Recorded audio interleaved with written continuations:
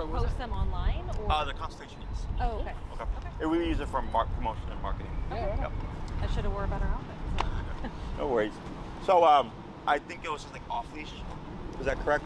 Our main things are the heel for walking position. So right now we don't mind when he walks ahead of us, but when he's tugging, he gets really excited. He'll just start pulling a lot, and that's what we want to avoid. So we've been working on heel.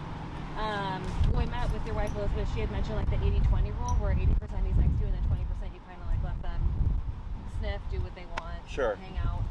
So we're trying to be better about that. Okay. But yeah, sorry, it's heel and then recall are two main.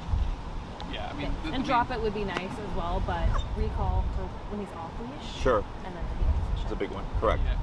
I think so. He's gone through a couple of rounds of like positive reinforcement training. Yeah. Most traits for actions that he do well.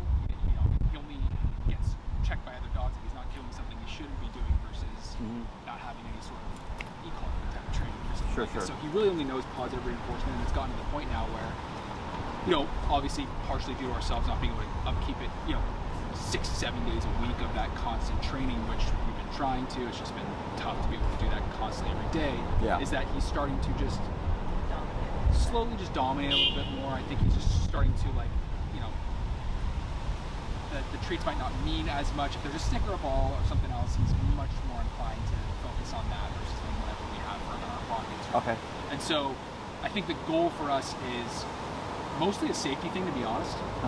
Is that we want to make sure that if we're going on a walk, that he tugged me down the stairs the other day, almost fell down the stairs. It's like he's a lot stronger than we even thought too. He's just a very, very strong dog. And so again, I think it's making sure that things are safe, so he doesn't run in the street to go after a tennis ball if he drops it.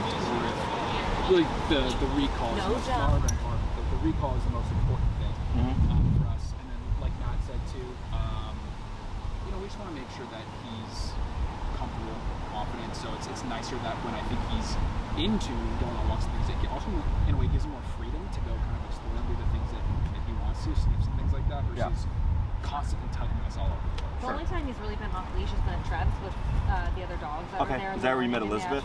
Yeah. Okay. No, we met like a bunch of other dogs that have gone for you guys. I see. And then, and that's why I met her. Yeah. I see. Okay. So, sure. Yeah, I've trained a lot of the dogs at Trebs. And everyone has spoken so highly of you guys, and so I pay them, so true. It's job well done because everyone's Nash, who I think goes to like daycare all the time. Yeah. He lives on that street, so they have all just said go there because they all experienced similar things that he's been going through. Yeah. So whenever he's off leash, he knows that area. He's good, but we want to be able to call him. And then, we want to be able to have family one day and we're pushing a stroller or something. We don't want him gone. Yeah, for he sure. knows commands. That's the thing. Is like this isn't necessarily new training for him. Like he knows heel, he knows sit, he knows stay, he knows bow. He knows all these other fun little things. Yeah. It's just he only wants to do them when he really wants to do them, or he thinks there's a treat at the end. Basically. So if we have treats and we're playing with them and she'll go stand over there, Marvin, come on, he's right over there because he knows he's probably getting a treat. I won't give it to him every time, but he knows these commands. He's smart. He's just a little cheeky and just wants to do things when he wants to do them, not because we'll simply tell him to do them. Yeah. We just talked 5 million miles. No, you're fine. I mean, I've heard this conversation 1,000 times, So nothing out the ordinary. We specialize in remote collar training. All dogs that go through our programs that are over the age of 6 months will be trained on the e-collar. Yeah. I don't train any dog otherwise. I've had people ask like, I just want to train my dog with food. I go, you can find another trainer that'll do that. Yeah. Okay. And there's reasons, and I'll explain them. But dogs tend to treat puppies as adults at the age of 6 months. Okay. So then I treat them as adults at 6 months, and then technically speaking, they can be trained to an adult level also at the age of 6 months. Okay. Technically speaking, you can start as young as 2 months. But most people aren't comfortable with the concept of e-collar until the puppy is 6 months, because by that point the puppy has driven them crazy enough where they're like, we need something that works, and they go, great, because this is where we start this type of training. Positive reinforcement is great for things you want to see again, which you explained very well. It is a reinforcer. It is not good for things you don't want to see. Correct. Okay. And I know there's stuff like, well, if the dog jumps on you, if you reward them when they take their paws off, the dog will learn they'll get a treat if they take their paws off. I go, right, but nothing said don't jump. Exactly. Right? So the dog, there's nothing to deter the dog from that behavior. You also gave a great example where you said that if he's playing with another dog, that dog may check him, right, nip or bite, which does not make that dog aggressive. That dog is saying, hey, stop this. Yeah, like don't jump at me, blah, blah, blah, right? Dogs don't reinforce each other. Dogs don't give each other treats for good behavior. They simply correct what they don't. Don't do this. Yeah. Yes, exactly. But in the human world, we're taught, and it's very commonly, like anywhere you look or research on Google, for the most part, most of the stuff you're going to see is positive reinforcement, right? Because it makes us feel good to think that we can create reliable obedience and or change behaviors drastically using this approach of food and positivity. But that's not realistic. I'm even in the human world, right? Like I was raised old school. I was spanked growing up, but I was also rewarded. If I got straight A's, I was rewarded. You know, if I had good behavior, I was rewarded. But then if I acted out, I was spanked. Soap in the mouth, not gonna say that again. Yeah, you know, exactly. So for the dog, it's similar. You know, so dogs and puppies correct each other as young as 3 to 4 weeks. Right. Okay. Once they hit 8 weeks, 2 months, they're adopted out, and then they go into a human home, and the humans are then taught it is bad or abusive or whatever to use physicality or any kind of harsh correction against your puppy because they're puppies. That is incorrect, because another dog would bite that puppy no problem. Okay. Now you do have to know how to correct the puppy correctly, which is like people like myself. That's where we come into play. But that's why, in my opinion, so many dogs have issues today, because they're being adopted at 2 months. They're not being raised as if they were a dog, and all these behaviors are going unchecked. And next thing you know, they're a year to 2 years old, and now they're like having these worse behaviors because now they're a much bigger dog. There you go. Right. Now for you have a social guy. He just doesn't listen. Right. You know, the case I just left from right now is really making me work for my money. This is a highly reactive case, and if it wasn't for the owner being willing to go to the extent needed, we probably wouldn't make much progress. Okay. Right. So, but I'm able to make progress in that case because I'm approaching it as another dog would, which is, it doesn't matter that you're 20 pounds. If you need a harsh correction to stop this behavior, we're going to do so. Yeah. Okay. Now, when it comes to most training, especially like obedience stuff, it's nothing like that. But every dog is different. Okay. His temperament, his size, his breed does not impact the levels that we use on the collar. It's his own personal sensitivity to the collar. Okay. So like I had a client, they had a 7-month-old cream retriever, very sweet dog, very friendly. His number, our e-collar goes to 127 in levels of increments of 1, was 90 out of 127 in the first class. He was not listening to anything less than that. By the second week, that number dipped down. I think it dropped down to like 60, 70. So it dropped down about a third. But they were so surprised because they're like, he's such a sweet dog. Like, why does he need such a high number? I'm like, because it doesn't mean he's not physically tough. Right. Okay, just because he's sweet doesn't mean he can't be tough. So he hits his head on the wall, starts bleeding, doesn't even remember he hit his head on the wall 2 seconds They later. would be So making jokes of like, I don't even know if he's gonna know what he's gonna do. So I wouldn't be It's gonna be like, surprised it's if it a was- toy. What is this? Yeah, very yeah. similar case with this Yeah. guy. Yeah, very friendly, but he needs a check. And we're cool with him, Yeah. getting a check. So with the remote collar, are you familiar with the technology is? Decently, nothing crazy. Probably would love to hear a little bit more Yep. about it. We know like the general Sure. basics about So it. first thing, it's not electrocution. That's what most people think because they hear the word electric. Some trainers refer to it as a shock collar. That's propaganda Right. to deter people from using these tools because no one wants to shock or electrocute their dog. Right. Okay. It is electric, but it's not electricity is how I explain it. You guys ever had a TENS unit before? What? Or physical therapy? Yeah. That Oh, I move- know exactly what you're talking about. That's Yeah, an e-collar. yeah. Okay. It's a muscle stimulator. So it's not like electric current running through the dog's body or anything like that. He would feel a sensation on the neck. So what you can do here is switch your leash to your flat collar.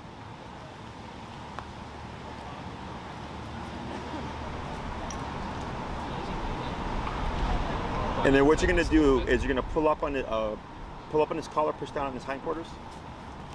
On his hindquarters? Yep, like that. Every time he gets up, you're just going to repeat that process. It's going to Okay. get annoying, but eventually he should settle. Okay? Okay. Up, down. Yep. Sit. So no sit, no Oh, hand okay. cues. You're just going to push him. Okay. Okay? It's gonna happen all the time. Yes, it will. There you go.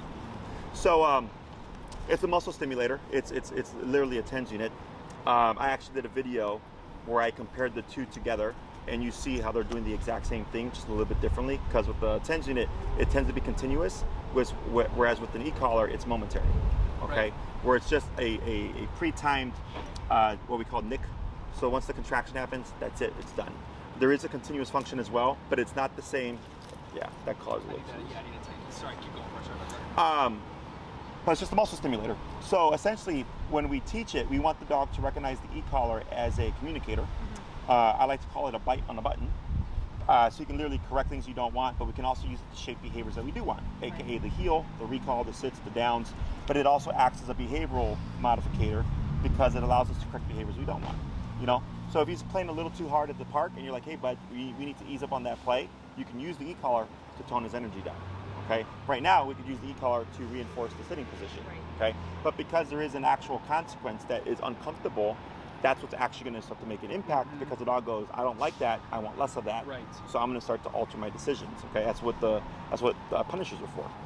So me getting spanked deterred me from doing certain behaviors and making certain choices. Right.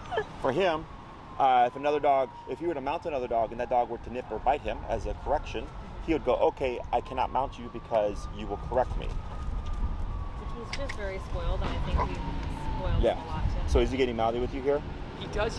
So the thing is I know it's incorrect. He shouldn't be doing that. Uh-huh. He's smart enough to know where he'll never even clamp down. He knows just the exact amount to where he just like does that. And Sure. So it's like I've obviously enabled that during playing. He probably shouldn't be doing any of that. No. But he knows exactly. He never will. Like I've never gotten anything more than a little like, Sure. bump on my skin because he knows exactly what. So the play is separate from this. He just corrected you. Okay. Because he's saying, I don't want it to sit still, I want to do stuff, and you're saying you're going to sit still. So that's where the comes into play, right? So your dog has no problem using physicality against you, right? So that's where it's like the e-collar come into play, because then we can start to balance out the relationship where it's like, hey, bud, I can also bite you, quote unquote, as well. Does that make sense? Yeah. Exactly. So, and the way when we implement it, people tend to think like it's very aversive or it's like super harsh on a dog. It's incorrect. We layer it in similar to a physical therapist would. We start low, we work our way up. Okay. So the physical therapist, they say, tell us when it becomes too much. You say, hey, that's too much right there. They may dip it down to a lower level, and you go, that's pretty good, and they let the machine do its work. Similar to e-collar, we start low, we work our way up until I find a number that's concerning enough to the dog that they want less of it, but not so high that they can't think through it. We want the dog to take the correction or take the information and go, what do I need to do to turn this off, and what do I do to turn it on? And then once they understand that, now we have communication, okay? Because dogs communicate through physicality and body language, okay? So is this all making sense? Yeah. Absolutely. So the first thing we always start with is the heel, walking on a leash. One, because leash walking or leash pulling and leash reactivity are the two most common things that we deal with as dog owners, okay? So heel helps address both behaviors day one, okay? The other thing is, it allows us to layer in the e-collar in a non-confrontational manner. You're just walking your dog, okay?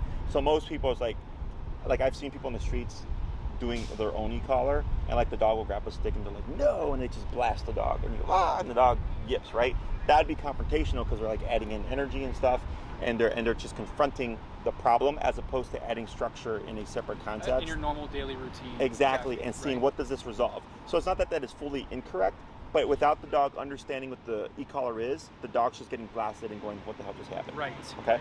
So what we want the dog to learn is the concept of pressure on and pressure off. Pressure on when I need you to do something, pressure off once you comply. Okay. So once they understand that, we now have an effective means of communication at the press of a button. Okay. We don't need to use food. We layer in words so that we have cues, but technically speaking, we don't even need words because dogs will learn to figure out things through context. Okay. So we always start with the heel stuff. That's always class one. I'm here with you. We like to train out of Oz Park. This here is quiet at Oz. This gets super busy. Yeah. Okay. Yeah. So when it's super busy for you as the owner, you get real time, just like distraction, and you're training in the moment. I walk you through everything. I don't need to touch your dog. Okay. So that's the next thing too, is with e-collar. I've gotten so good at it that now I just coach my clients through it. So for you, from day one, it's all hands on. Love it. Okay. If something happens, if the dog makes a mistake, if they screw up, if you screw up, if the dog, if I'm working at the reactive case and the dog becomes reactive, I work the owner through all that stuff real time. So for them, they're getting all the, experience hands on, and it's not just watching me do it, because there's a lot of stuff that I already know what to do that I naturally wouldn't do.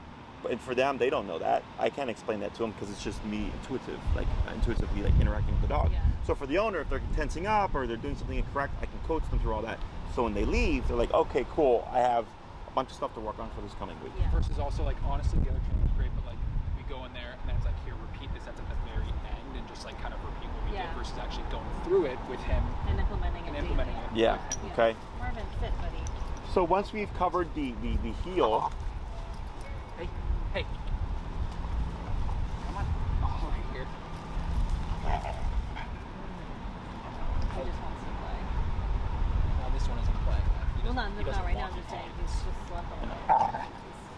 may I see your leash? Absolutely. Sure. So I'm gonna turn this into a slip because I don't have mine with me.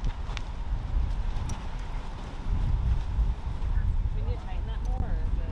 Probably. Yeah, but this We're due for a new leash, by the way. Yeah, We're fighting sorry. through We a have lot of another one ours at home, 'cause and he it gets kinda ripped through it. impatient if we sit and talk to people. I'm sure I'm fighting for his leash. Let's see what I did here. There we go.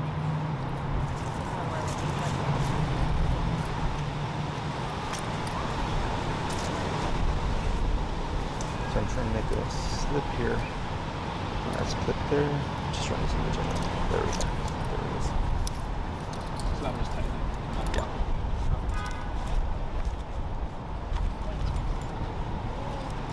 So, the heel. So the other reason why we do heel is because it's okay. Can you make it? He's just going at the intro. There we go. So with the heel, most people in the city of Chicago walk their dogs 3 times a day, 7 days a week. So that's 3 times a day, 7 days a week that you're practicing this exercise, right? Because you have to learn the language, he has to learn the language, and we need something that's going to be repetitive. So typically when we think about e-collar, people tend to think of it as a last resort. Oh, now my dog is being bad, now I'm going to use it.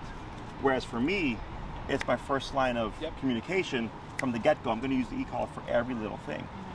So the more you use it in the beginning, the faster it goes away in time.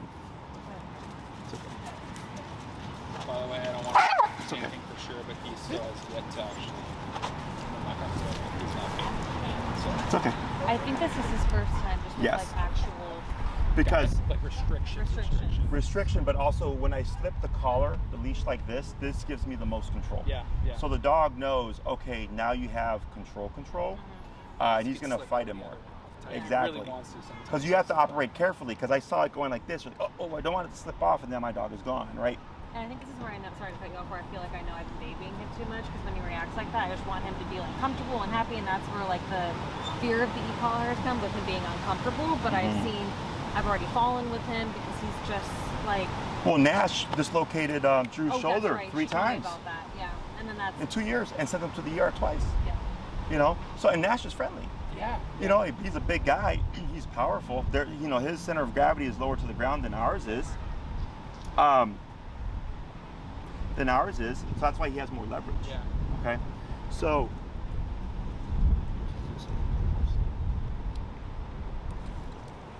So yeah, even the friendly dogs can unintentionally hurt their owners. I had a dog, albeit the owners were like in the 60s and 70s. They bought an 80-pound bulldog mix. Oh. Okay. I showed up. The dog had already broken the husband's hip. Okay. Later on, middle of the training, he ended up one day, because he was reactive, randomly pulled the guy, also broke his wrist. And then before the end of the program, the dog, they were at the park, he was running around off leash. They made a lot of progress. The dogs were chasing each other. He bulldozed into the wife, sent her into the air, broke her hip too. You know? So, and it wasn't like anything intentional or obedience-wise. Right, he was just having fun, and it just plowed right through her. That's kind of like what he is. It's like he's slowly becoming a little more self-aware of like his own body and what he can do and stuff. But even we were just throwing the ball around with our sister's doggy the other day, and he just runs right into her, like as he's chasing the ball too. And so it's like we were like, oh my God, is she gonna be hurt now too? So it's like Nat said, and I'm very much just as culpable in terms of, I don't want to say we don't baby him, but in terms of like, you know, not checking him as much, right? So that's what I'm personally a little excited for, especially because like you were mentioning, the first time we took him to doggy daycare classes, all these things, like the dogs will check you if they don't want that. Like, we haven't had something where, it's only been positive reinforcement, it's not been, we don't want you to do that instead of keep doing this. So Correct. that's like right what I'm now, excited to learn. in a way checking him Yeah. by not allowing him. I'm just not really doing physical consequence, right? But you can see he had no problem even with me. He just met me. Hey, I don't like you putting your hand on my butt. I don't want to sit still for this period of time, right? But I pushed through it because I understand he's just being a brat. He's becoming a little bit of a bully because he's gotten his way, right? But also, you can't check your dog if you don't know how to check your Correct. dog, right? And then there's so much information or misinformation out there that tells you like, oh, it's bad, it'll make the dog not like you, this and that. Now, albeit if you do things incorrectly, yes, that can happen. But it's perfectly healthy and it's needed in a relationship with a dog because this is what helps them learn how to settle, how to be passive, how to be calm, okay? So like one of the most common things I deal with is overstimulation, which is like the inability to turn off. Like I had a client, she just started this past Saturday, it was her first class. She had a lab, completely friendly, going berserk over a ball. I just posted the video actually on my social media, check it out. It took me 15 minutes, and in 15 minutes the dog was just sitting there calm, right? Because we were just checking every little thing that we didn't want. We had to go to I think 60 or 70, and then the dog's number dipped to I think like 30, 40 by the end of the class, because now the brain was passive. Right. Now the dog's brain's passive, it's more cognizant of like what's going on, the communication that's happening with the e-collar, plus we added some structure with the heel. Dog was now as calm as can be. Yeah, he definitely gets overstimulated. And when we're on a walk, he sees something and he just like All the time. pulls, Every day. and it's just like it's his show. So I think that's. And when he sees a dog too, sometimes he'll just plop down on the ground. It's all like I'd rather have that than him freak out and having another dog, but it is reacting in a different way. The Correct. thing is with Phoebe too, and again, Right, maybe went to you guys, the white lab, Kathy and Peter. I don't know. Oh, yeah. See a bunch of people. Yeah. what I loved about the outcome of that was that, and I'm not saying he's going to be this immediately, like hopefully eventually grow into it, but the fact that Phoebe was doing off-leash walking, and I talked to Kathy about it, but it almost was like Phoebe she said she's like more excited knowing the collar goes on because she has more freedom to go and do her thing while still knowing you have to be here, versus if he's on a short leash and he knows like I only have 6 feet to go and do this, versus if you can give me 15 feet, I can still check in with you. Correct. So that's partially what I'm excited for too, is just because we know how active he is. I want him to still enjoy his walks and do these things, but still be tuned in and checked Correct. in. So more control gives you more freedom. Right. But people tend to look at it like, bad. And I go, no, like, I can take my dogs absolutely anywhere. Doesn't matter to me. I'm not worried about my dogs running away or anything like that. I can take them to a patio, they lay at my feet, go to this park, go to Lincoln Park. I can go to a park surrounded by all busy streets and know like, okay, my dogs are gonna run away. I have that much confidence in my training. Yeah. Now when it comes down to the, like you guys, like I get sometimes where like the wife or the husband has the confidence to walk the dog off leash, but the other person doesn't because they just are more nervous. And in time, it takes them a little bit longer to catch up to the training, if that makes sense. Yeah. Before they're like, oh, okay, cool. Like, yeah, we've had this dog for a year and it's been trained for a year now and it's been great. I will now let my dog off leash. And yeah, just to be clear, like this isn't even something like I'm not even expecting by any means anything like off-leash walking after this or anything. So that's a goal we want to eventually get to. Mm-hmm. Just like we were talking about earlier, it's like it's not nervous about him running away because he wants to escape us. It's there's a ball in the street, or if he sees a bird or a bunny. It's like it's the safety issue. And Correct. I think it's also more so as we're going through this, just the discipline of when we ask him to do Right, something, I want him to do it the first time and Correct. not have to. Right now but it takes a minute, and he's just so he's a brat. Yes. Yeah. Okay. Yeah. But So, he's a good boy, but you're a brat. Sorry, that's no, it's fine.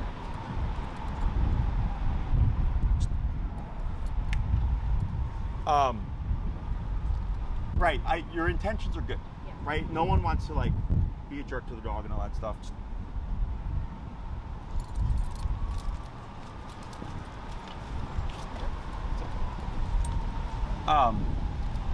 No one wants to be a jerk to the dog, right? No one wants to ruin the relationship with the dog, and you don't want to kill the personality. That's another thing that I get a lot, That's right? what I'm not nervous about. Yes, big time. that's not a thing, okay?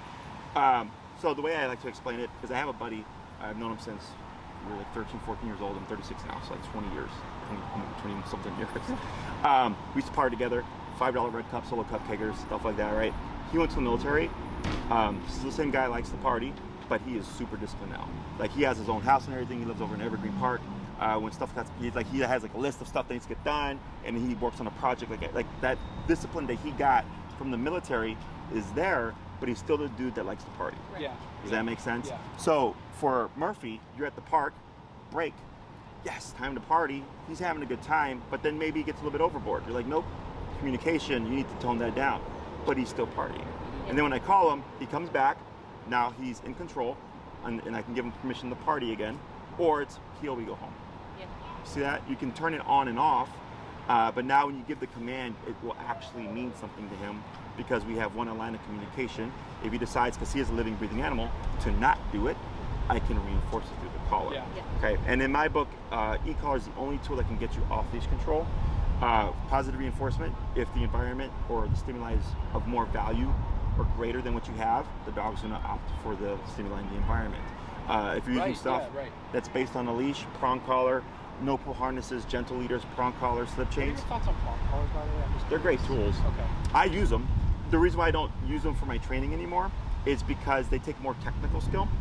Nowadays, everything is at a button. Your cell phone's buttons. A lot of cars are press a button. Elevators are buttons, right? Different ways to do it correctly. By the way, is that more of a? That's not more of the actual feeling. It's like the vibration or something, right? For what? The prong collar. No, the prong collar, it's meant to mimic a dog bite. Okay, That's why it looks the way it looks. Okay. Yeah. So you look at it and you're like, oh, it's a medieval torture device, but it's meant to mimic a dog bite. Yeah. Okay. But it requires more technical skill. It is a very effective tool. In some cases, like I had a client who was like 100 pounds with a 140-pound Great Dane, Wow. who was leash reactive. So he was on both a prong collar and an e-collar because I had to compensate for the fact that she was 100 pounds and he was 140 pounds, right? He had a lot more physical leverage. So the prong collar was there to give her, we call like power steering on a dog, just gave her that much more physical control, while the e-collar would actually stop the behavior until we got him to the point where he was good, okay? The dog I just saw before you, super reactive for a 20-pound dog, but it's so reactive that it needed both the e-collar and the prong collar, which is super rare. Yeah. Most dogs we train are just on the remote collar. Okay. I think just seeing how he's reacting with you though makes me sad because he's just like, he looks sad.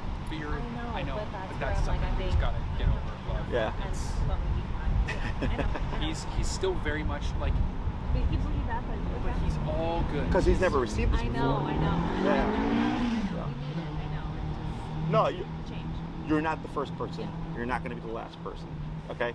So I wouldn't have trained so many dogs at Trebs if what I did didn't work, Yeah. and if like I was just a jerk with the e-collar. There are people out there that don't know how to use it correctly or don't train well. I get a lot of their clients. The way that I train is the way the dogs communicate. That's why it's so quick. Yeah. So if you look at our programs, they're short in comparison to other trainers, where you could be going to one trainer for like 3 years and still be at the same place that you were the first class, you know? For me, it's set timelines. You want this much done, it's this many classes. You want this much done, it's this many classes, okay? Because as long as the owner is doing the homework and practicing, we're gonna get there. The owners have to be they have to take a lot of responsibility in this, and that's probably why like our positive reinforcement training went really well because we were good about upkeeping it, but now it's like slack. He's getting a little bit more like of a Brat or like more in control now because again, I'm not going to do something unless I get a treat for it, basically. Correct. So, yeah. So, and I'm not against positive reinforcement. I just know its limitations. And I think and I know it varies by dog, but I think when we got him last year at 10 weeks. Mm-hmm. It was good for the time, and I think that's why we were hesitant to do the e-collar because we already spent so much money on that. That's something I shared with Elizabeth and why we were like avoiding it because I was like, I need something that's going to work. But now we're at the point where it was last month. I fell with him because he was just crazy. You're not the first. Almost yanked me down the stairs just the other day. Right, So and he needs to have. He is a good boy. He knows. Here, I don't know if she told you. So we have a client right now. He spent 24 grand on his 2 dogs. Guess who's training him again? Yeah, that just gives you a perception of, and they're food-based training. Okay. Yeah. Supposedly 725 hours of training. Now I can see that, and there's more to it. That's just like the icing or whatever, you know. But yeah, I'm retraining the dogs now because it has its limitations, you know. Again, great for stuff you want to see again. You can pair it with e-collar because now we have a balance. Now when I train, it's always remote collar first. If I need to incorporate food, it's usually because the dog is like low confidence or like we need to like, it helps them get over the e-collar faster. But like 98% of the time there's no food. It's just remote collar. So since we've given him so many treats though, and that's something that just to train that we've done, it's like constantly on the walks. Mm-hmm. It's just like all the time. Is that something we should try and include in the beginning, you think, or no? I do. So what I do is strictly remote for the first couple of weeks, and then if you wanted, you could integrate treats because it's too much for you to think about. Yeah. right? For me as a dog trainer, like when I was first learning these skills, like it was a lot. Now I've done it for so long, it's second nature to me. But for most people, it's like you gotta think about the leash, the dog, the e-collar, the level, your food, the timing, like all that other stuff. It's when I cut out all the BS and I go, I know it's gonna work, and unless I need to incorporate it, then I won't. And I would imagine you'd say, like, if you're gonna start incorporating food, do it more high reward if he does something really well, like if he's away and he comes back versus just to come sit. Like when we train with food, we use cheese, turkey, bologna, hot dog sausage, pepperoni. We use the real stuff, okay? Because we train dogs to a very high level, and I go, okay, I expect more for you, so I'm gonna pay you better, right? But in time, we would wean it away, and it's like, okay, now you just do it because you're supposed to do it. Correct. Okay. Questions so far? No, I mean, this is, you know. Oh, and I will say we are equals in this. Like we walk him probably the same amount of times. He's been walking him a little bit more just because he has been a little bit stronger on the walks and tugging a little bit more. But we're still going together, so we'll be in this equal partnership, ready to just learn. Excellent. Yeah. So when it comes to like length of time and stuff, it really comes down to how well trained you want your dog to be. Yeah. We do 3, 6, 9, and 12-week programs, 1 day a week for an hour. So like the 3-week program is simply for people that want to, it's like more geared towards leash reactivity. Yeah. They just want to fix the leash reactivity and walk the dog. That's really all they care about. So then that's like that 3-class program. Most people fall within the 6 to 9 week program. And then the 12-week is like for those that like want a fully off-leash trained dog. So with the 6-class program, think of it as walk my dog, call my dog, right? So be able to walk with him in the heel, not pulling, and then call your dog at the park when he's playing. 9-week is walk my dog, call my dog, and go to a restaurant. So he'll sit still with you for a bit while you're having brunch or eating dinner or whatever. And then 12-week is I want my dog completely off leash trained. I do everything with my dog. We go hiking, we go to this forest preserve. He's gonna be at Oz Park, Trebs, Lincoln Park. Gonna be at restaurants, friends out, like everything with your dog. Then we do a fully off leash trained dog. There's 6 commands: sit, stay, down, come, place, heel. Heel, a recall are the 2 most important. Walk with me, don't pull. Come when I call you. Place is usually what we favor when we're doing stationary control. Yeah, we do that at home. Yeah, it's the easiest to teach and reinforce. Sit and down. Sit is momentary. Down is more for extended use. So if you don't happen to have a placemat or what have you, you still have your down command to keep him still for a long extended period of time. Okay. Stay is, I use it a bit differently. Stay is like if the dog is already under place, technically you can't tell them place because they're already on it. That's where we would use the word stay. Okay, so I apply it a bit differently than most. But recall, heel, and place, those 3 things alone will allow you to do almost anything with your dog for the most part. Okay, so depending how far you want his training to go, you would be somewhere like in the 6 to 9 is what I would gamble. Okay. I think we signed up for the 3, but. So yeah, we did sign up for the 3 to begin with, and then just a full. Who signed you up already? I think we've only paid for the consultation, I guess, but we signed up, I thought, for the 3-week. I see what you're saying. So you're already thinking about the 3. The 3 weeks. I see. We're thinking about the 3. We'll have to talk over the 6 again, just in full disclosure. Like we just spent a lot of training. So no, I got you. And it's not to say that yours isn't better or anything like that. It's more of just like we also just want to see how it goes and also have some other things coming up too that we sure. So for me, I don't care, but I will let you know now we don't prorate programs. Okay. Yeah, of course. So if you buy 3, you pay for the price of 3. It's more expensive per class. Right. But then if it's like, oh man, this is better than we thought, you bought another 3, you would pay the same price. Whereas with 6 up front, exactly. Yeah. Okay. Totally understand. We do that because it's happened where a client's like, oh, like we want to extend, but then they have to go through the whole process again because I have new consults coming through, new clients signing up. So you're not going to keep your same time slot. Someone's already booked it probably after you, so then you're back in line to rebook. So then the process starts all over again. Totally understand, and we need to like for sure finalize that right here. We talk about it a little bit later too, but I do know we're planning on the 3 as okay. Yeah. So the way it works is when you pick a program, if you're doing 3, and you pick a time, let's say that works well for everybody. So like let's say what's today? Tuesday at 5:30 was available. Tuesday at 5:30 for 3 weeks plus 1. Yes. So 4 weeks is your time. Yes. No one can take it from you. Okay. Now sometimes I might have a client that booked from like 2 months ago ahead for like a one-off class or whatever. So that may happen. That doesn't count against you. But like let's say you get sick or you travel or something like that. you know, let's say you give us heads up 48 hours in advance, and you'll read it in the contract. You don't lose the class, but you would lose that week of priority. Okay. Right? Okay. So if that happens a couple of times and you hit your 4th week, whatever, and you still have a class left over, I may already be booked the following week because we're planning ahead. Totally. Yeah. So then Tina would just reach out and say like, hey, you know, use up your priority. Jesse's already booked for that time. What other times are you available? And then we would pick another time for that last class. We know where you guys live. We're on Consultation as well, so. We're definitely committed. So like, unless again it was something like some crazy sickness or something, like we're very much bought in and excited to be here. On Okay. So that's how that works with the scheduling stuff. Yep. And then in terms of when you can get in, that's a Tina question. Sure. What have you? Sure. The next thing would be the collar that I would recommend. He's like what, 60, 70 pounds? Yeah, it's like 60, right around Yeah. 70, probably close to 70. So I would put you on the Dr. Black edition. It's the best collar there is. It's meant for a 70-pound dog and over. Okay. The reason why I suggest this is because he's right at that threshold. Is you want to think of like, let's say he's running, he's super excited, super amped up. Is we have to take the dog's size into consideration. The length of the coat. Is the dog under stress? Is the dog running around and being active? All these things factor into the intensity of the collar. Okay. The more, the higher powered collar, the more you get from less. Okay, so I can put that same collar on my 8-pound Chihuahua. It's perfectly safe. His number would just be ridiculously low. Yeah. Does that make sense? Yeah. So like Nash, like I don't remember what his number is, but I know he was on the high-powered collar.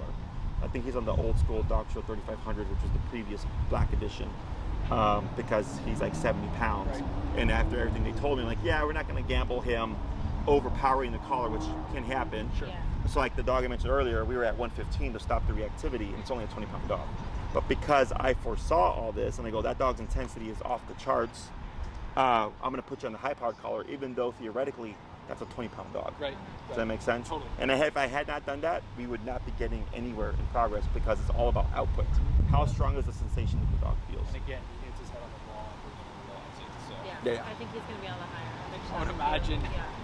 Because when he's distracted, he's just hyper-focused. And so it's crazy. It's crazy. it gets into like a lost mode. And you know, it's not that surprising just based on the types of breeds that he is and that like what makes him up. I'm not, and I know you necessarily can't take breed into consideration for every action that the dog does, which I totally understand, and it's a lot of it how they're raised and the environment they're in. But I'm absolutely not surprised at his high energy levels with the breeds that he is as well. So he's got a lot of like herding breeds. He's got some neat, like outdoor like husky and Pyrenees in him too. So he's very much like a tugger. Like he's got a lot of strength and he's very active. So what are your thoughts, just side tangent, on weighted backpacks? Like if you're walking them. That's good for exercise. Yeah. General rule is a third of their body weight, I think, if I remember correctly. So you have a 60-pound dog, 20 pounds is max, 10-pound each satchel. yeah. The one I like, Cesar Milan had one that was on more based on the shoulders because, and I didn't think about this, he pointed out, no, it's because when you put the weight on the center of the back, it's going straight on the back. When it's on the shoulders can support it. Right. Good call. Yeah. So yeah, I like his backpack. I haven't used one of those in a long time, but yeah, they're great. I think you were even thinking of it more of like a calming thing necessarily than like calming. an It was more so exercise giving thing. him a task because he was so energetic on the walk. So it's like maybe I can like give him a purpose on the walk. It just might stimulate him a little. You know, just mental stimulation is something we're always trying to. Yeah. So it's not about mental stimulation because, like right now with the digging and stuff, that's a little bit of overstimulation. Like right now he should already be calm and passive. Right. He should just be laying down, like chilling out. But instead, it's like, okay, it's been 5 minutes. I need something to do. Yeah. Right. Okay. So the more you stimulate the brain, the more the brain becomes acclimated to needing stimulation. Okay. Which is why I But think. is that not because he slept for the past 4 hours this afternoon? Well, dogs sleep 16 to 20 hours a day. He should. So I'm sorry. He is unique in the sense that he should. Like I think we expect him to. He should be more calm. He should definitely. He should just be calm because he should be calm. Yes, exactly. Yeah. It's not. And So think of it this way. You guys can be no against me. It's fine. Teamwork. Yeah. So like when I would go to church when I was a kid, right? Obviously as a kid, hard to sit still and be quiet, but it was expected to sit still and be quiet because we're at church, right? Like there wasn't like, oh, you got a lot of energy. It was like, no, we're in church. You got to be respectful. Like sit still and be quiet, right? Yeah. If not, I went to the car, got a spanking, we went back. Okay. I was raised very old school, it was very strict. And then afterwards, if I behaved myself, there was a park right out of church. My mom said, have a blast because you earned it today. Does that make sense? Yeah. So I'm not against anything positive for the dog. I'm just against when we're giving it to the dog or the reason why we're giving it to the dog. So like, here's an example. I had a lady that used to walk her 2 huskies for 4 hours a day. Okay, 4 1-hour walks a day. And one of them was leash reactive. And I said, why do you walk your dog for 4 hours a day? She's like, because it would help the reactivity, because a tired dog shouldn't be so aggressive. And I was like, okay, but is your dog still reactive? And she said, yes. I'm like, well, there's your answer. You're walking your dog 4 hours a day, and you're just building up their stamina. Plus, they were huskies. They're meant to like pull sleds for long distances. Yes. Yeah. So I told her, so we got everything in check. We taught the heel stuff. Reactivity went away. Great progress. And I told her, if you still want to walk your dog for 4 hours a day because you want to walk your dog for 4 hours a day, I have nothing against it. So, a couple things I want to mention. One is like, it's good for us to hear that because we constantly think like, oh, he just needs to be walked this way. We walk this dog so fucking much. It's ridiculous. On average, an hour walk a day is what I suggest. For 3 times a day is what you're saying? No, just once. 1 hour. Yeah, or in total. 1 hour total. And this doesn't include like playtime at Treps Park. That's separate. Right, okay. That's excitement. That's run around and get that, just that playful, excited energy out. Heel is structured, passive, calm, focus. Okay. So your dog practices, your dog becomes what you practice the most. So if you're practicing a lot of do whatever you want, whenever you want, your dog becomes I do whatever I want, whenever I want. Correct. When you practice discipline and structure, I give you permission. You get a dog that looks for permission, right? So when you practice more structure, you get structured brain. I think what Nad's slightly worried about is I think Nad, and understandably so, thinks like Marvin's personality is just like what he is right now in terms of he runs this much, he walks this much, he does all these things, but that's also because we've kind of built that up in him as well. And part of this lends itself to, and I'd love to get your feedback on this, is every time he sees dog, even my sister's dog who lives next door, he's seen her 10 dozen times. Every time he sees her, it's play. Every time he sees any other dog on a walk, anything, stop, wants to play constantly now. I think also we did take him to some like puppy class, social classes when he was very young. So my thoughts on it, and I could be wrong, my thoughts are that all he's ever known is when he sees another dog that it's playtime. That's all he knows. Yeah, I that's see another dog. Exactly. So that's what we partially why we come here too, is like we're trying to get him out of that of like it shouldn't be that every time you see a dog that you want to play, or we're going on a walk and you have to stop because you want to wait to see the dog, and not everyone wants you to go up to them. Even if you should go up and sniff. Not every dog should be approached. Right. Exactly. So it's that's what I think it's our own fault is this is what he's used to, this is what he knows, so it's all he thinks is what he should be doing, and that I think just lends itself to really, that's my thing, is I just want to just sit with another dog and chill. That's something we mentioned when we went to see your facility, which was awesome, by the way. We just wanted to be neutral around other dogs. If he went into that environment, which was so quiet, I've never been anywhere like that, where there was dogs in a kennel that were just quiet in a place, but he would just have gone berserk. And so ran around so everywhere. he just would have been overstimulated. So a lot of dogs that we get are like reactive or overstimulated dogs and stuff like that. But because of structure, we have that quiet, calm kennel. Right. Have you ever been to a different kennel like in the city of Chicago? Well, we went to Tucker Pups. It's not like a training or daycare. It was a daycare. Yeah. And then, but K9, which is across the street from you guys, you we could got hear out of the car. Oh we my could God, hear it's it. And we almost started walking in that direction thinking it was there. And then we walked in, I was like, are there dogs here? Yeah, I know. People always ask, are you guys dogs here? Yeah. Like that. That's because of structure, discipline, all that great. stuff. Yeah. And it is unhealthy to always be in this state of mind, even for humans. Yeah. It's unhealthy. The dogs need to learn how to turn off. And again, I'm not against the excitement. I'm just against when it's happening. Yeah. If I'm in a heel walking my dog, there should be no excitement. When I say break and I take that leash off, run around, pin on as many things as you want, have fun. There's still going to be rules in play. I still don't want you to go above a certain intensity, right? But for the most part, have fun. Yeah. So again, it's more control to give you more freedom. Right. Okay, we're not trying to make a robot. We're not going to kill a personality or anything like that. It's just you actually have control. Okay. Yeah, no, this is exactly what we wanted. And he already likes it. He does a little falling Again, the thing is he's actually very smart. He's just on it. Look, I really do. He's smart. He's great. I think for a dog that's not been. If I had a nickel for every time I heard that. Yeah. But I do think, like, in terms of it's the little kind of subtleties that make me understand, like, oh, he really gets this, like these types of things, remembers where things are. He just thinks he's fully in control, pretty much. So Sure. we've been trying to like set boundaries more, like gate off certain areas of the apartment a little bit more too, and not give him full control of everywhere. And like, so like the gentleman that paid 24 grand for the 2 dogs has gates all over his place.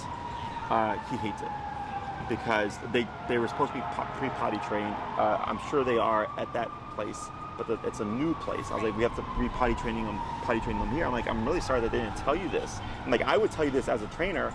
Expect this and this and this to happen before you shell out all that money, because I know realistically what is going to happen. But you know, you shouldn't have to gate off part of your house because, like, you know, he needs to earn the freedom. Once you get a more calmer dog that you know will listen, now your house just opens up that much more. I think it's more so he's fine, but like he has still like chewed a couple of little things, and so we don't want to leave. That sounds like overstimulation frustration. Yeah, so I think maybe we're providing him. When we just leave him in the kitchen or the bedroom, and then he's fine. But if we give him access to the whole house, and if we were to leave, we have not done that I yet. think what I'm taking from some of this too is like we might be providing him too many stimuli. Like, there might be. There's like, such a thing. When we think like, you know what I mean? It's like he's probably craving some more of this too. He's probably craving a little bit more structure and a little bit more of this. Yeah, we give him like a supplement for lunch, and then we'll give him Pungs, and we'll give him. That's It's not. Don't make it seem out like we do that every It's not every day. I know it's not every day. I'm just saying it is multiple times a week. I'd say we give him probably 2 comms a week, probably. Okay, that's okay. That's more. Usually it's if I got 3 back-to-backs and I want to make sure that he can have a little something to do for 20-30 minutes while I have a bunch of calls. But we did give him the supplement a lot in the beginning because, again, I thought mental stimulation would tire him out. It was what he was needing because he was an energetic dog. I was like, I thought that that's what he needed, but now I know that it's stimulating him too much. It's counterintuitive. Yeah. You know, because so much of what we see, again, it makes us feel good to think like what we're doing. Providing. Exactly, but really it's just aiding into this overstimulation. It's good to know. I mean, technically it's the same thing with humans, like cell phones. We're so, like, you know, Facebook, social media, like you seeing those notifications, like that's all stimulating to the brain. And for some people, it just becomes like they want more and more and more of it, you know? Like myself, I got so stuck on, because with my business, having to like be on social media for stuff, that I like purposely will leave my phone in a different room because I was like, I need to break from this right now. I'm gonna do something else, you know? So for dogs, because so much of the stuff is treats or like fetch or the sniff mats, the things that throw the treat out if they touch it, like all that stuff, for me, I'm like, that's just constant overstimulation. Dogs are super simple. I like Instagram, okay? It's telling me that It's just also the algorithm. though of like, it's... Which was enrichment, right? I was like, oh, this makes sense. Like, let's, you know, but it makes, It's just a good reminder too of like, we know he has a lot of high energy, but still, like, it's normal for dogs to sleep that much. It's normal for dogs to just chill. Like, he shouldn't be needing to do all these things all the time. And it's because we've been providing him with all these things that he feels. Yeah, like you see how he that's keeps my trying to need chew stuff on the ground? all the time. That's overstimulation.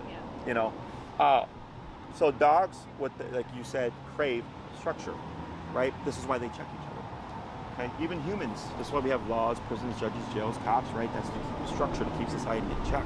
Dogs, if you leave him with a bunch of other dogs with no humans around, I guarantee They'll you they're going to create a themselves, structure. Yep. And who's to say who's going to be on top or bottom in terms of like hierarchy?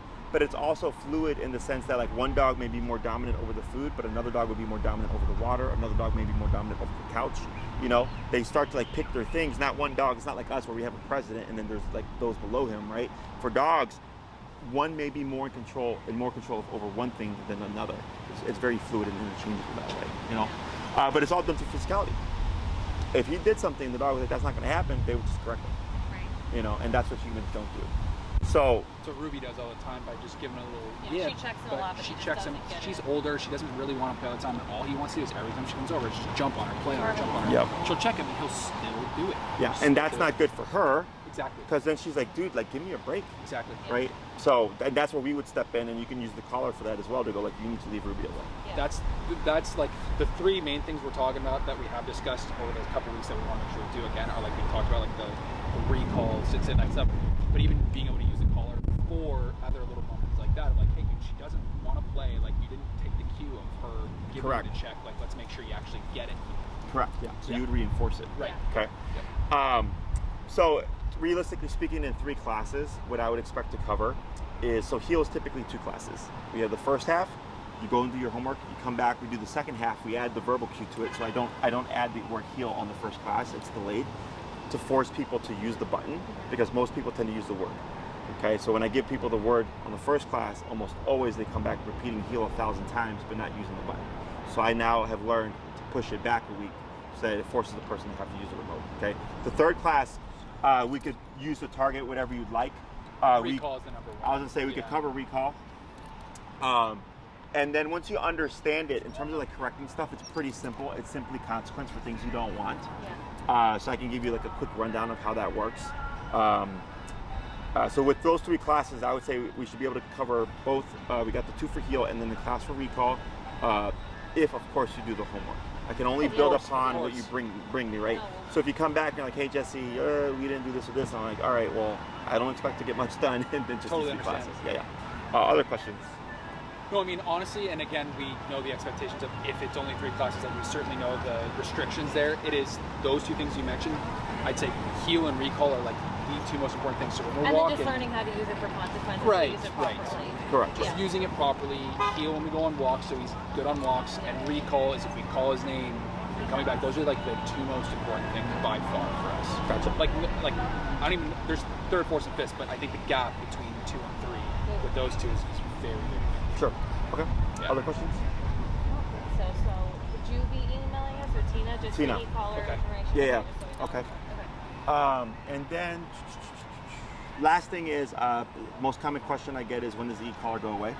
In my book, when you need it, it doesn't. Yeah. Okay, so what this means is like national stuff when they're outside, they have their collars on and everything, because you cannot account for life. It's happened here where like someone will blow up a random firework and then dogs will get spooked and like run off. So in that case, if that happened and I'm caught off guard and my dogs don't like fireworks, if they're to take off, I have the ability to return them because of that e-collar. Yeah. So it's not that you're always using it, Right. it's that it's simply present in case something happens, but also it's what's called opportunistic behavior. So you guys drive? Yeah. Do you go on the expressway? Yeah. Do you go the speed limit? Yeah. Sure, yeah, of course you do, right? Most people speed, right? Yeah. You see a squad car, what happens? Slow down. You pass a squad car, what happens? That's opportunistic behavior, okay? If you can do something without the consequence, you may try to do so, right? And that's with humans knowing better. We're self-aware. Oh, I know there's a speed limit, but I'm gonna choose to go more, right? So for your dog, it's similar. Think of the e-collar as a cop on a collar. When it's present, he's gonna behave Correct. better, right? When it's off, he's gonna go, hey, I can get away with stuff, Right. okay? So, The sheer presence of it. Correct. And that's what everybody has said at the Right. park. They're like, we just have it on them and we barely use it now because they just know when it's on that they have I to think be she in. said Phoebe gets excited when it goes on because she knows even if it's not used, I have more freedom. I feel Yeah. like when I'm wearing it, I can do. but what she I- knows, yeah. So because once you're able to do more with the dog learns like, oh, there's a pattern here. When that thing comes out, we go for a walk, Yeah. blah, blah, blah, right? Right. So, but they also understand it as a threat of consequence. But the dogs don't see consequences as bad. It's communication. It's humans that go, oh, consequence like this is bad.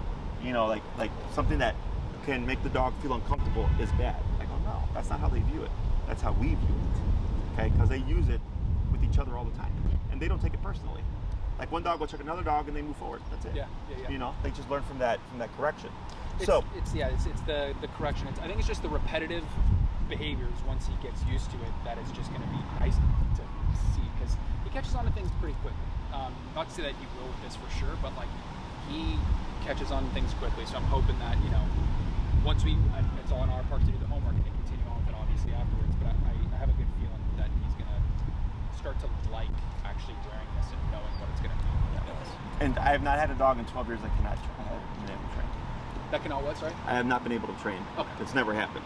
Like it's funny because I've had I had a client that had Great Pyrenees, and like my last trainer told me that they're untrainable and you didn't really get far. We just got all the ridiculous All the breeds. ridiculous Husky breeds. Pyrenees. I trained it. I'm Yeah. like I don't know where that came from. I'm like no. I was like with remote collar, there's not a dog I've come across I've not been able to. Yeah. Right. It all does come down to how far the owner is willing to go. Yeah. Like for example, the owners with that cream retriever I mentioned earlier, how we had to go to like 90, but then the number dropped down to like 60, 70. If they weren't willing to go to 90 initially, we wouldn't have made any progress because that's what we needed to get the dog in line. But then once the dog realized like, okay, I can either make life harder and that number goes higher, or if I'm more compliant, that number dips down. And I think that's a good reminder for me because I know we're going to be going high for him and I just need to be mindful. Potentially, every dog's different. Yeah. You know? Potentially. Yeah. You're not going to change who he is the important thing. Yeah. He's going to be. I know. I think that's just like Google stuff. Yeah. No, there's a lot of bad information out there. Phoebe's. I think what helps us is we see Phoebe. We know how this. We know she's a great dog. But no, I think you've answered Thank you a very lot of much. our Yeah, you answered a lot of great questions for us. No worries. And if you want to see, if you go to my website, canineperspective.com, on the homepage, if you scroll up a bit, you'll see there's 3 videos. One of them is like a leash reactive dog. Another one, I think there's one of me demonstrating there's off leash obedience with the dog. Okay. They're just videos for you to see how, the application of it and stuff. I deal with a lot of aggression and reactivity, so a lot of my stuff is that, because that's my niche. Okay. But also on our Instagram, I have these short 1 minute videos, the overstimulation case I was just talking about.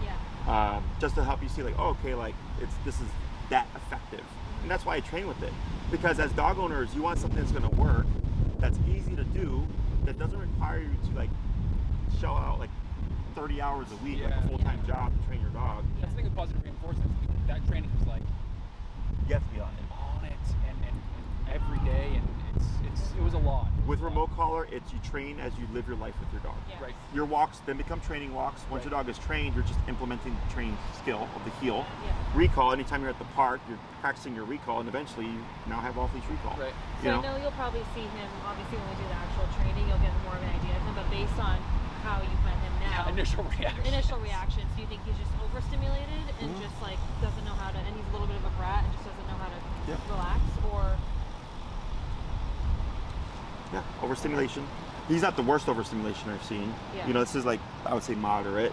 But you can see there's just where he's see, overstimulation. Because it's the inability just used to turn off. Yeah. But the reason why this keeps resetting is because I don't have a consequence here. I'm just doing this, right? And he's okay, I'll sit here for a few minutes, and then, or a few seconds, and then he gets up again, right? The mouthing that we saw earlier, that bully type behavior, that's toned down because he's getting used to Jesse's just not gonna give. Yeah. So I can try to tell him to back off, but I'm not gonna get my way. Right. I had a client earlier today. She had a Bernedoodle that she said bites. Okay, she was trying to put the collar on the dog. Similar, right? Didn't bite down, but put the teeth on, and she got really spooked. And I said, okay, let me do this. I did the same thing, similar to what I'm doing with Marvin. Took the dog in. The dog started to freak out. I just held the dog for a bit, sat it down, went to move the collar, freaked out, waited. Dog tired out, sat it down, and then I adjusted the collar, no problem. And then I told her, your dog's not aggressive, your dog's a bully because it's gotten away with this behavior. Right. And the moment you push through it, because it's a little 15-pound dog, I'm if the dog wanted to bite, it would have bit. And you're saying that's more bully than aggressive, because I don't Correct. really seeing him like that. Yeah. So, but it's more just I'm being a brat, and I'm just not getting my way. Correct. But that to me isn't aggression. That's a correction. Right. But it looks like aggression to a human. Right. It does. Does that make sense? Yes. So if somebody backed me into a corner and I punched them, right? Is that me protecting myself and correcting that person, or is that aggression? Yeah. Right? So here it's the same thing for the dog. So aggression is when the dog resorts to the behavior for every little thing. Okay, they'll bite you when you're too close to the food. They'll bite you if you try to move them. They'll bite you if you try to touch down on the bite. It's everything, and they puncture. It's hey, I'm gonna get you good. Yeah. And a correction can be like that too, where they'll puncture, but it's not for every single thing. You see what I'm saying? Right. Here, he was just hey, I don't like you pushing me down. I don't want to sit still. And I'm all right, whatever. I kept doing it. And I was just, No, that's just helpful. Last- Because I don't like seeing like that. Very last question I have for you, super side tangent, and it doesn't even need a long response. The one, and this isn't going to be solved in training or anything necessarily, the one thing that we are very nervous about is he has become reactive towards children, and there's a lot of reasons why I think that is, especially because we've had kids who just will run up to him and he's not used to that and he doesn't like that, or the kids across the street, they're having fun and they're playing but they're screaming, and you may think that's a sign of danger or something. Now, And he didn't socialize them. he just hasn't had the socialization with kids, so we are, I'm a firm believer that he will be able to come around just with the more eventually exposure to them and experience with them, but I know that is something we're slightly nervous about in terms of it could be a permanent thing, we just don't know. It's he's not reactive towards anyone else or anybody else other than kids. If they're eye level with him and they're kind of what he sees it. We can walk by school and he's fine. scooter. Sometimes it's really like hit or miss. Okay. It's just weird. It's like I think they come up to him more so versus like Yeah. It's like a So he has a little bit of nervous energy. So when I was going to sit him down, you saw I kept whipping his butt around. Yeah. That to me, that's a nervous reaction because it's overcompensating. Okay. Nervous dogs tend to not like fast-moving, quick energy, which is typically kids. It's erratic, Yeah. right? yeah, sure, that makes sense. So the good news is, you know, planning to grow family and all that stuff is that's very realistic because the dog would see that child grow up. Correct. And there's things that I do and don't do. So the dog goes, okay, you're just another part of the family now, right? But in the beginning, I'll tell the owners, don't even worry about like trying to socialize them. Just let them grow up with each other and put boundaries, okay? A lot of people try to do like the Simba, like, oh, here's my baby dog, and then the dog freaks out. I've had it happen. Let the dog go up to it. Yeah, no, just like let it happen organically, because when you start to do this is very unnatural for a dog, for like something to be just like pushed into their face, you know? When you said earlier, oh, a kid ran up to like pet him or whatever, that can also create distrust, because now he's like, well, you could just invade my personal space. Right. Yeah. And then if you don't advocate and step in there, then he's like, okay, well, I can't count on you either to step in for me, so I have to step in for myself. Right. Because he's not a barker really, but he'll bark at kids, and he'll, if they're close by, He's just you had said bad it perfectly. experiences He has with them, I nervous think, energy in terms of that, sometimes, and just we give him nice times, get spooked. He's just a little nervous Nelly sometimes. So And case in point is when we were walking here and the guy who was leaning up against the thing was like, hey, and just barely stuck out his hand. Marvin went right up to him, but first people were like, hey, going up to him, he's just freaked out. Yeah, that's nervous energy. Yeah. Okay.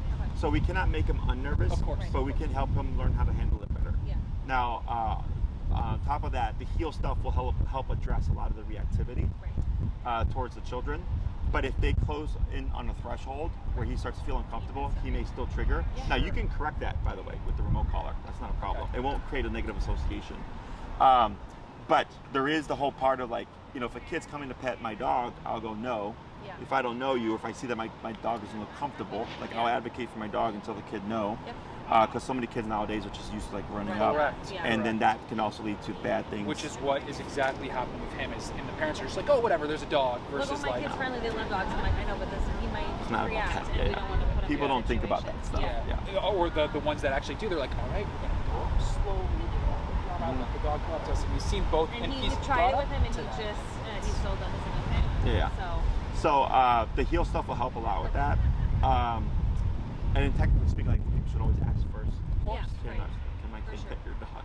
No, but you So- said it perfectly. Nervous energy, and that's exactly how it is. Yeah. So thank you for answering that Yeah. and all of our questions. That helps. It's Appreciate a it. little piece of my fear. No worries. It's been great. Yeah. So Tina will help you guys get booked up and everything like that. She'll let you know what collar you'll be needing and everything like that. And if there's any training questions you may have forgotten to ask, you can email to her. She'll forward them to me. Once you guys are signed up and everything, you'll most likely get an email from me to prep you for the lesson Okay. with videos to watch. And then we get started. Wonderful. Okay? You were wonderful. Thank you very much. Thank you. Really I do hear that all the appreciate time. Okay, I know you do. Yeah. Thank you so much. You're very Looking forward welcome. to seeing you soon.